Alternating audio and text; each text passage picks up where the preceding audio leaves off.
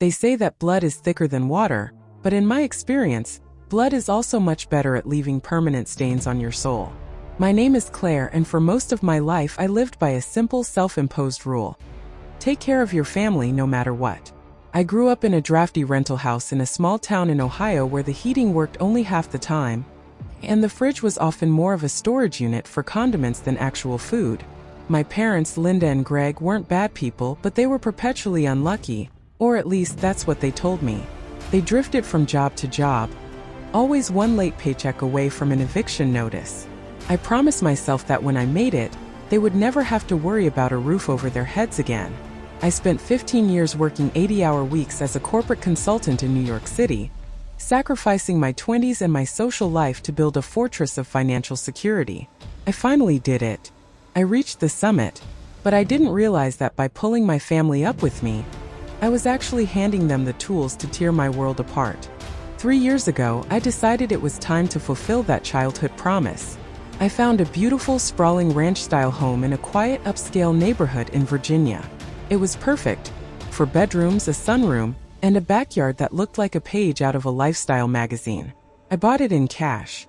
No mortgage, no stress, just a gift from a daughter who wanted to be a hero. I remember the day I handed them the keys. My mother cried, hugging me so tight I could barely breathe. And my father actually looked me in the eye with something that resembled pride. "You're a good girl, Claire," he whispered. I felt like I had finally closed the chapter on our struggle. I told them the house was theirs to live in for as long as they lived, under one simple condition. They had to maintain it, and they couldn't turn it into a boarding house for my younger brother, Jason. Jason was 32, had never held a job for more than a month, and had a talent for finding trouble that bordered on the supernatural. They agreed. They promised. And for the first 6 months, I actually believed them. The first crack in the foundation appeared during a surprise visit in October. I was in DC for a conference and decided to drive down to see them. When I pulled into the driveway, I didn't see my mother's neatly kept flower beds. Instead, I saw a rusted-out truck parked on the lawn and 3 industrial-sized trash cans overflowing with fast food bags. My heart sank. When I walked inside, the smell hit me. Stale cigarette smoke and something damp. My mother greeted me with a forced, nervous smile, her eyes darting toward the hallway. I didn't even have to ask. Jason's leather jacket was draped over the expensive mahogany dining table. I'd bought them as a housewarming gift. "He's just staying for a few days, Claire," my mom pleaded before I could say a word. "He's had a rough patch. You wouldn't want your own brother on the street, would you?" It was the classic trap, using my success as a weapon against my compassion. I told them he had 48 hours to leave. My father didn't even look up from the TV. I went back to New York, but the peace of mind I had purchased with that house was gone. I started getting notifications from the neighborhood's homeowners association. Fines for the grass being too long. Fines for unauthorized vehicles. Complaints about noise at 3 in the morning. I called my parents, but they started ghosting my calls. When they did answer, they sounded like different people, defensive, angry, and entitled. They told me I was acting like a landlord, and that I was trying to control them with my money.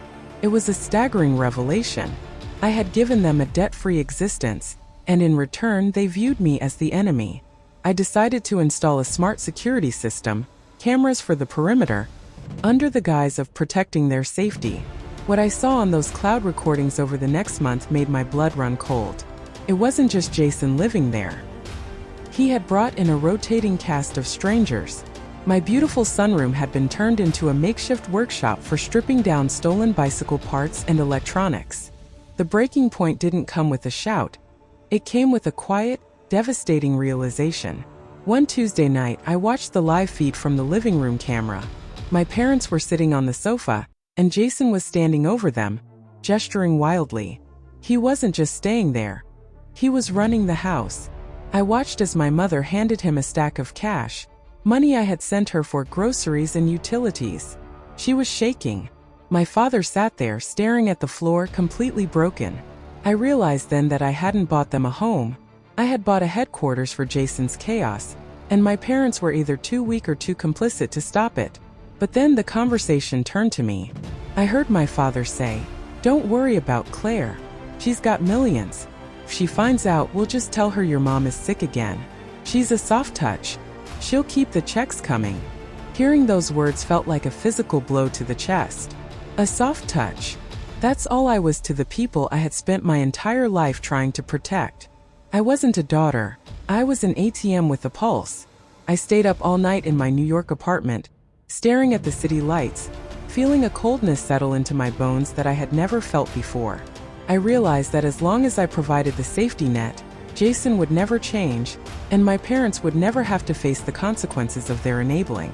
I was the one keeping the cycle of toxicity alive. I called a local property management company in Virginia the next morning. I also called a locksmith and a private security firm. I wasn't just a daughter anymore. I was a woman who was about to reclaim her life. I didn't call them. I didn't warn them. I drove down to Virginia on a Friday morning, arriving just as the sun was beginning to hit the porch. I didn't knock. I used my key to walk in. The house was a disaster. There were holes in the drywall, stains on the hardwood, and the expensive kitchen appliances I'd picked out were covered in a layer of filth. Jason was passed out on the sofa in the living room, surrounded by empty beer cans. My parents were in the kitchen, arguing over a pile of bills.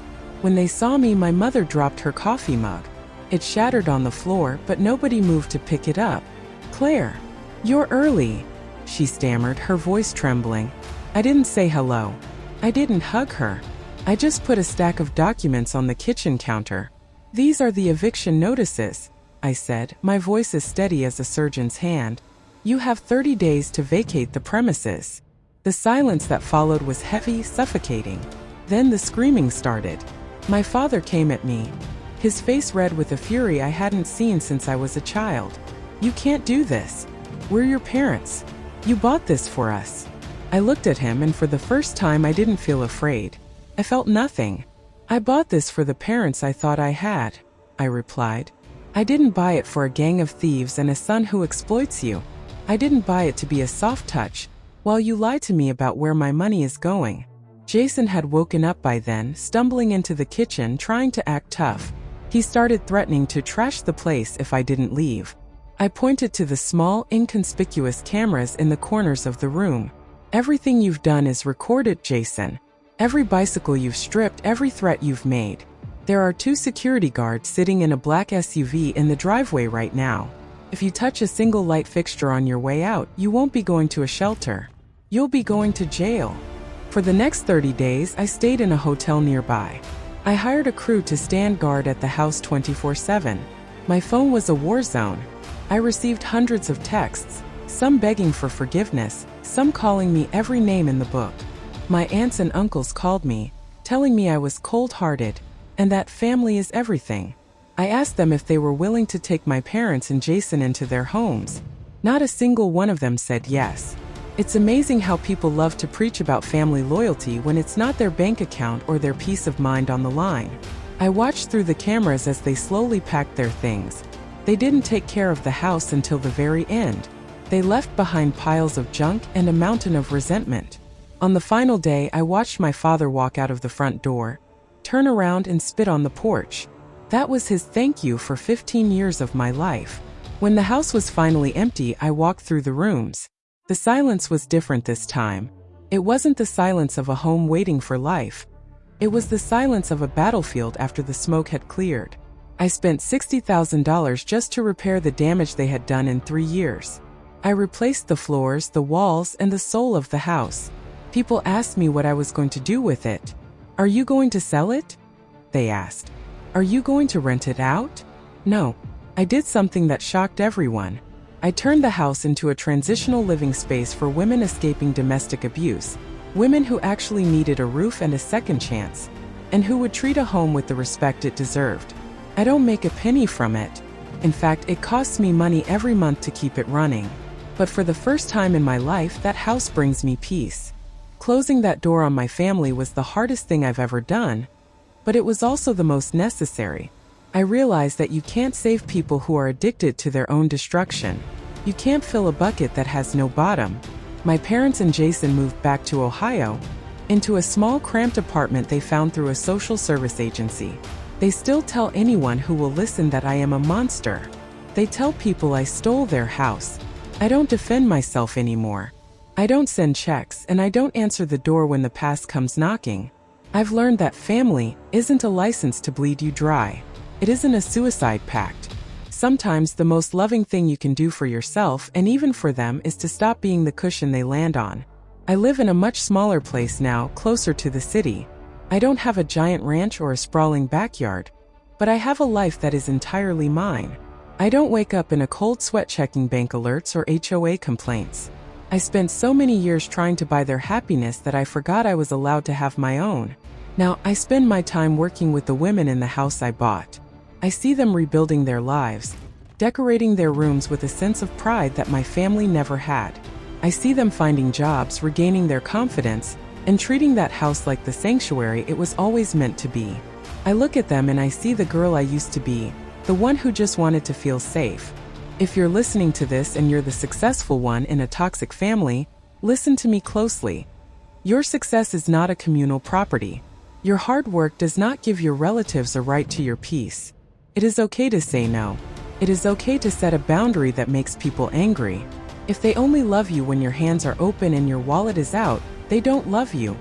They love what you can do for them. There is a massive difference. Breaking the cycle of enabling feels like a betrayal at first, but eventually it feels like oxygen. You aren't cold for refusing to be used. You are finally warm. Looking back, I don't regret buying that house. I don't even regret the $60,000 in repairs. I see it as the tuition I had to pay to learn the most important lesson of my life. I paid for the privilege of knowing the truth. I paid to see the mask slip. And I paid for the right to walk away with my head held high. My story didn't end with a happy family dinner in a beautiful sunroom. It ended with a quiet, firm click of a lock. And on the other side of that door, I found a version of myself that I actually like. A woman who knows her worth and isn't afraid to protect it.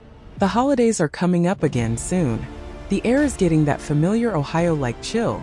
And the stores are filled with decorations. I won't be hosting a big family gathering this year. I won't be baking gingerbread cookies for people who don't appreciate the ingredients. I'll be spending my Christmas morning at the shelter house, bringing small gifts for the kids there, and sharing a quiet meal with the women who have become my real family. We don't share the same DNA, but we share the same scars and we share the same hope. And that, I've found, is a much stronger bond than blood. I still get the occasional email from an old neighbor in Virginia, telling me how much they love what I've done with the property. They say the house has a glow to it now. It makes me smile. It's funny how a building can change when the people inside it are trying to build something instead of tearing it down. I think about my parents sometimes, usually when I see an old photo or hear a certain song. I hope they're okay. I truly do. But I hope they're okay somewhere far away from me. I've learned that you can forgive people without letting them back into your living room. Forgiveness is for you. Boundaries are for them. So to the house I bought them, thank you for being the mirror I needed. Thank you for showing me that I couldn't buy love, but I could certainly buy freedom. To the door I closed, thank you for staying shut. I'm not the soft-touch Claire anymore. I'm the strong Claire. I'm the Claire who knows that the best gift you can ever give yourself is the truth. And the truth is, I'm finally home. Not in a ranch-style house with a mahogany table, but in a heart that finally knows how to say no and mean it. My journey hasn't been easy. There are nights when the silence in my apartment feels a little too loud, and the weight of being the bad guy in their story feels a little too heavy. But then I remember the feeling of that spit on my porch. I remember the sound of them plotting to use my soft touch. And I remember the look on the face of the first woman who walked into that house in Virginia and realized she was finally safe. That look is worth more than any thank you I could have ever received from Linda, Greg, or Jason. I'm moving forward now, one day at a time. I've started traveling just for me.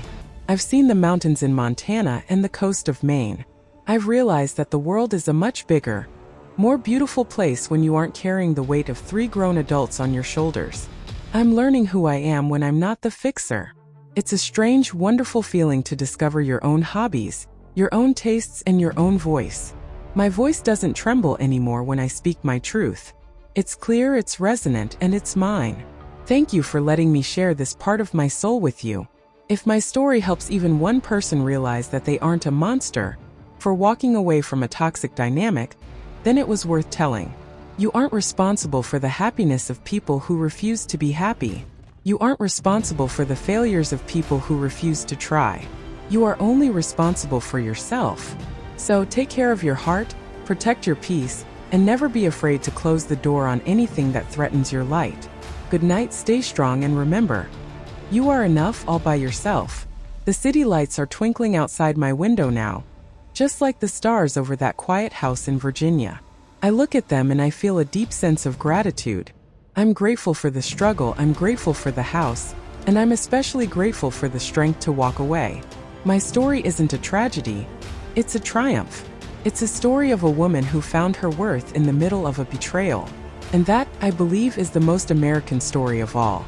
God bless, and may you find the courage to build the life you truly deserve. I'm standing here at the threshold of a new year, looking out at the horizon. I don't know exactly what the future holds, but I know it won't be filled with lies. I know it won't be filled with forged signatures or stolen money. It will be filled with the quiet, steady work of being a good person. To others, yes, but mostly to myself. I've spent 40 years taking care of everyone else. It's finally time to take care of Claire. And honestly, I think I'm going to be really good at it. As I look at the simple wooden clock on my desk, I realize that time is the only thing we can never buy back. I spent so much of it trying to earn their approval. I won't waste another second. Every tick of that clock is a reminder that I am free. Every second is a new opportunity to breathe, to grow, and to love life on my own terms. I am no longer a soft touch. I am a solid rock. And the view from the top of this mountain? It's absolutely beautiful. The snow is starting to fall again. A gentle dusting over the city streets. It reminds me of that first day in Virginia. But this time the cold doesn't bother me. I'm warm inside. I have my tea, I have my peace, and I have my truth. And that is a house that no one can ever take away from me.